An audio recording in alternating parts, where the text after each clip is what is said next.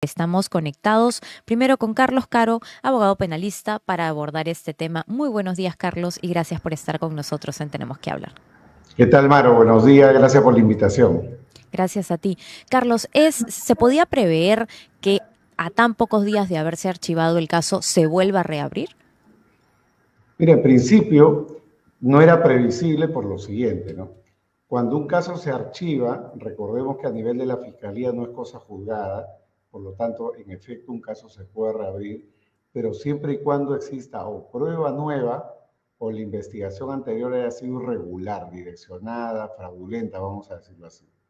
Acá la Fiscalía alega la existencia de nuevos elementos de convicción, pero lo curioso es que son elementos de convicción que ya estaban en la carpeta fiscal, o sea, con lo cual es Villena contra Villena. Villena diciendo, uy, leí mal la carpeta, leí mal los elementos de convicción, leí mal las pruebas, voy a hacer un reexamen. El concepto reexamen no existe en el derecho procesal penal. Lo que existe es una reapertura de investigación en base, como vuelvo a decir, prueba nueva o aceptar de que la investigación anterior fue defectuosa. Entonces, nada de eso se está diciendo acá, simplemente se está acudiendo a la mención de una serie de elementos de convicción que sí son importantes y que el fiscal Villena no había valorado al tomar la decisión anterior en el mes de mayo. Y Pero acá entonces lo se puede principal, considerar, Carlos, claro, perdón que te interrumpa, que ha sido debidamente reabierto el caso.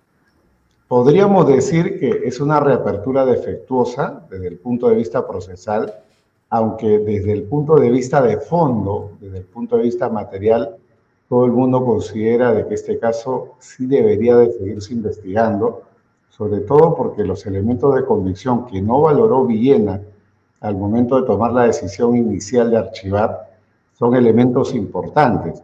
Acá, más allá de lo que digan las partes, los testimonios, las versiones, lo importante o trascendental es la prueba técnica. ¿Y qué dice la prueba técnica? Que, como tú bien mencionaste hace un momento, ha listado hoy día el comercio, en digamos, el desarrollo de la noticia, está por un lado el informe de la Contraloría General de la República, que es del mes de marzo del 2020, es decir, cuando empezaba el COVID. ¿Y qué dijo?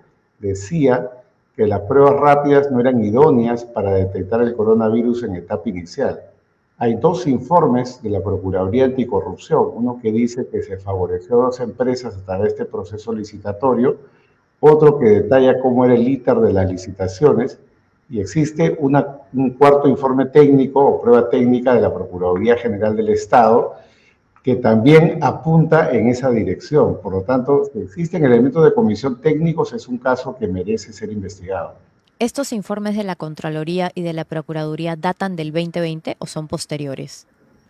Son posteriores al hecho, digamos, De la compra. investigado desde luego, pero son anteriores a la decisión que tomó el doctor Villena de archivar la investigación. Por Así eso es. decía, casi Villena contra Villena, ¿no? Así es. Y en todo caso, entonces, no debió archivarse en un primer momento.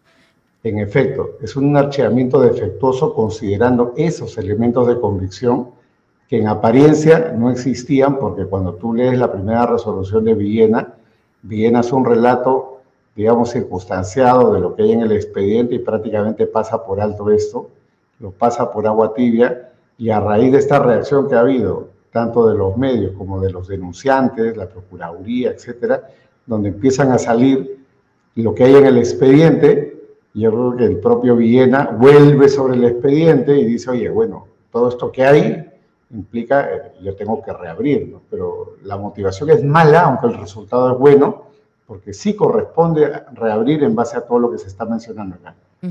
Entonces podemos decir que estos elementos de convicción sí están sustentados, pero esto respecto a Martín Vizcarra, que era el expresidente, y respecto a incluir a los exministros en esta misma investigación, ¿qué opinión te merece, Carlos? Lo que pasa es que todos están en el mismo paquete, porque si estamos hablando de una reapertura, y si el archivamiento anterior está viciado porque los elementos de convicción que estaban en el expediente apuntaba a una presunta colusión o negociación incompatible que involucraba a todos ellos, evidentemente una reapertura es algo que debería, podría y como en efecto está sucediendo, involucrarlos. Nos recordemos solamente el testimonio de la señora Inostroza, ¿no?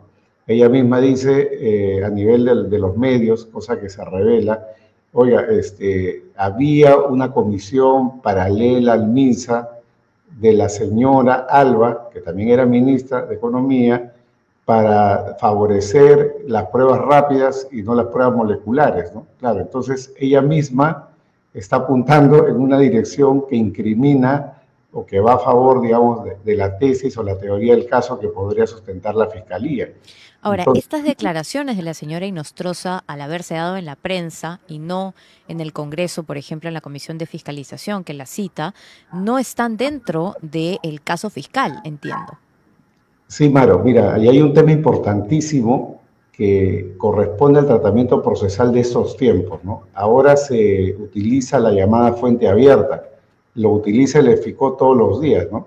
La Fiscalía de Corrupción contra el Poder lo usa todos los días y esto no es una invención del EFICO, esto se usa en Italia, en España, en Alemania, en los Estados Unidos, para confrontar la veracidad de lo que pueda decir un testigo o un imputado. Evidentemente, nada va a misa, lo que uno diga en un lugar u otro, pero evidentemente son revelaciones para hacer una valoración conjunta en torno a la versión que pueda manejar un imputado o un testigo. Es decir, la Fiscalía sí puede tomar en cuenta estas declaraciones brindadas a la prensa, aunque no sean parte de la acusación formal de la Fiscalía. Por supuesto que sí.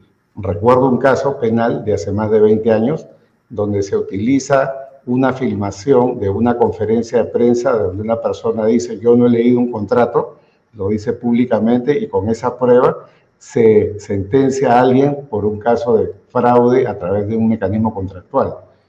Fuente abierta, ¿no? De acuerdo. No un tema de una declaración en un juzgado, ¿no? Y estos 120 días que empiezan a correr, ¿incluye la revisión, por ejemplo, de estos testimonios? ¿Qué vamos a ver en estos 120 días? 120 días es un plazo bastante corto. Yo creo que acá, más que el plazo, lo que existe es la necesidad de que la Fiscalía haga su trabajo. Si la Fiscalía va a hacer un examen de fondo de estos elementos de convicción, sabemos que a lo sumo la Fiscalía podría llegar a hacer la denuncia constitucional, porque todos son aforados. Entonces tampoco es que la Fiscalía pueda llegar, digamos, a dar un paso como una preparatoria. El paso máximo es hacer la denuncia constitucional y derivar el caso al Congreso. Entonces, en estos 120 días, actuará algunas pruebas, declaraciones, eventualmente podría llamar a los peritos, aunque los fiscales no suelen llamar a peritos en etapa preliminar, pero podrían hacerlo, dado que son las pruebas con las que está reabriendo, vamos a decirlo así, podría hacerlo, y en base a eso, digamos, preparar el caso y decir, bueno, este caso da para la siguiente etapa, de la sospecha inicial simple, como dice la jurisprudencia, vamos a pasar a la sospecha reveladora, lo mando al Congreso. Y el Congreso tendrá que decidir si en su momento hace la acusación constitucional. Entonces serían dos los escenarios. El primero, que efectivamente se eleve, se pase a la siguiente etapa y se eleve esta acusación al Congreso y ya cambia de fuero, digamos, va y se va a manejar directamente en el legislativo, y el archivamiento. Sí, Serían los dos escenarios para el caso. Y consideremos que Vizcarra con su defensa se va a defender, control de plazo, va a acudir seguramente a los mecanismos de tutela de derechos por nebis in idem, porque ya había un archivamiento previo, se está viendo irregularmente sin prueba nueva, en fin, todo lo que se ha mencionado. De acuerdo, Carlos, muy, muy clara la explicación. Quiero agradecerte por haber estado con nosotros aquí en Tenemos que Hablar. Muchas gracias, Maro. Buen día, hasta luego.